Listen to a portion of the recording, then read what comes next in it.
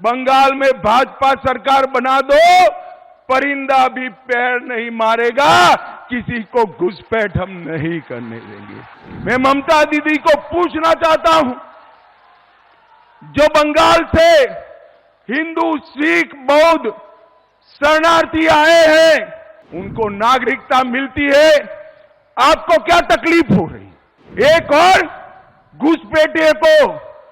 घुसपैठियों को लाल जाजम बिठाकर स्वागत करती हो, रोहिंग्या का स्वागत करती हो, और दूसरी ओर जो हिंदू, बौद्ध, सिख शरणार्थी आए हैं उनको गुमराह कर रही हो।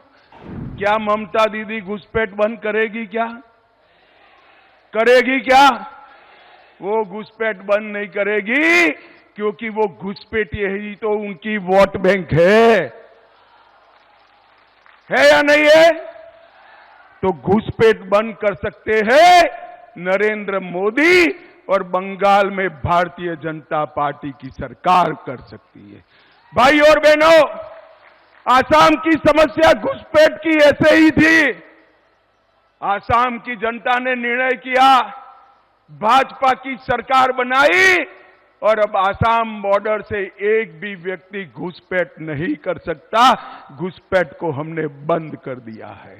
और मैं आपको मोदी गारंटी कहने आया हूं, 30 सीटें पार करा दो, बंगाल में भाजपा सरकार बना दो, परिंदा भी पैर नहीं मारेगा, किसी को घुसपैठ हम नहीं करने देंगे। भाइयों, ये हमारा है या नहीं है? जोर से बोलो, है या नहीं है? 370 हटनी चाहिए थी या नहीं हटनी चाहिए थी? एक कांग्रेस, तृणमूल सभी लोग विरोध करते थे।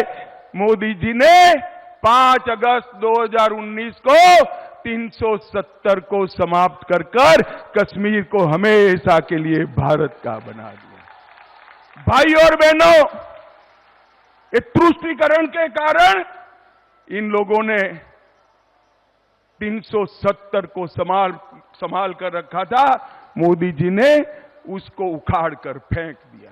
ये 10 साल के अंदर नरेंद्र मोदी जी ने गरीब कल्याण के लिए ढेर सारे काम करे हैं।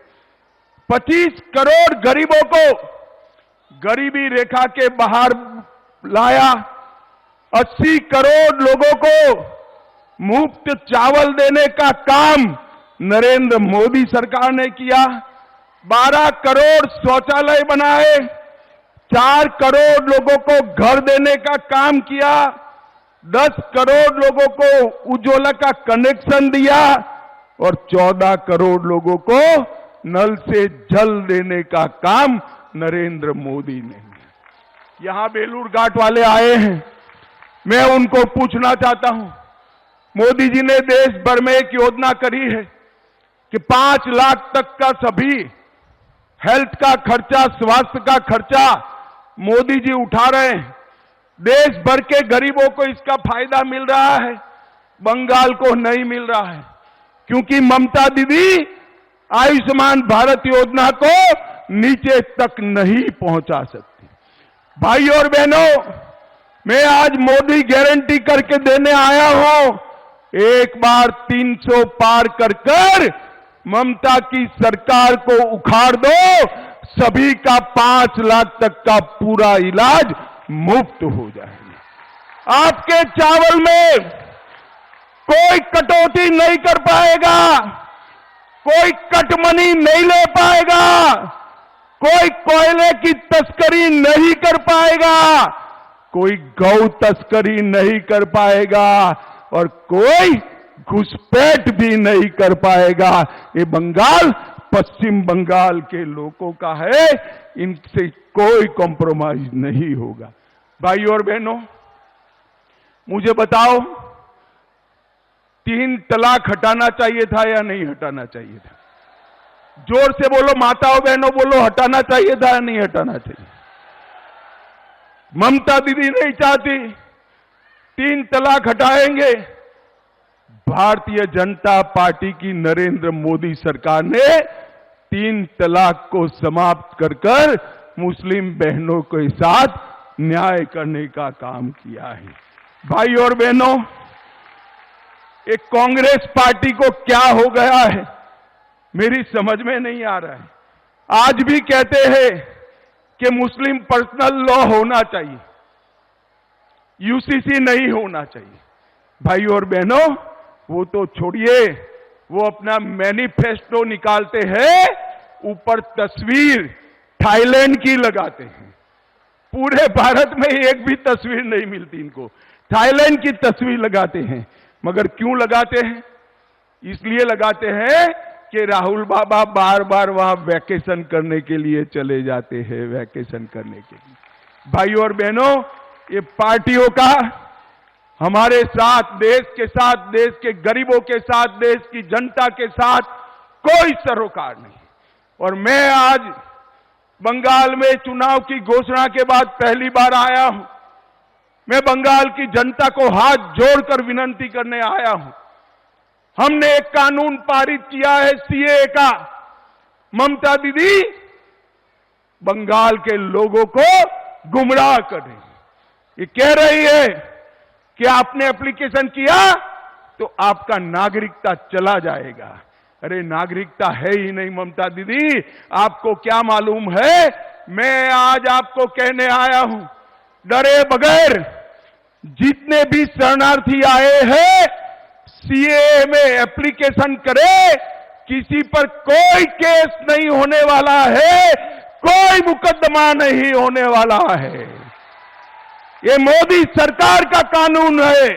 मैं ममता दीदी को पूछना चाहता हूं, जो बंगाल से हिंदू, सिख, बौद्ध शरणार्थी आए हैं, उनको नागरिकता मिलती है, आपको क्या तकलीफ हो रही? एक और घुसपैठियों को लाल जाजम बिठाकर स्वागत करती हो, रोहिंग्या का स्वागत करती हो, और दूसरी ओर जो हिंदू, बौद्ध, सिख शरणार्थी आए हैं उनको गुमराह कर रही हो। दीदी, आपकी दाल नहीं गलने वाली है।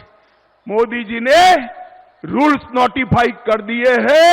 बंगाल के सारे शरणार्थी भय मुक्त होकर अप्लाई करें। आपका इस देश पर इतना ही अधिकार है जितना मेरा है, आपका अधिकार इतना ही। सभी लोगों ने अप्लाई करना चाहिए। भाई और बहनों, तुष्टीकरण की सीमा करने वाली ये पार्टी कुछ नहीं कर सकती। अभी मैं आज आपको बताने आया हूं, एक बम ब्लास्ट हुआ था 22 में भूपति नगर में, 3 लोग मारे गए। मुझे बताओ भाई, बम ब्लास्ट करने वालों को मजबूती से जेल की सलाखों के पीछे डालना चाहिए या नहीं डालना चाहिए? जरा जोर से बताओ, डालना चाहिए या नहीं डालना चाहिए? इसकी जांच हाई कोर्ट ने एनआईए को दी और ममता दीदी एनआईए पर केस रजिस्टर कर बम ब्लास्ट करने वालों को बचाना चाहती है। ममता दीदी, शर्म करो, शर्म करो। आप बम ब्लास्ट के आरोपियों को बचाना चाहती हो। आप चिंता मत करिए बंगाल वालों, हाई कोर्ट ने एनआईए को जांच दी है, सबको उल्टा लटका कर सीधा कर दिया जाएगा। आप चिंता मत करिए।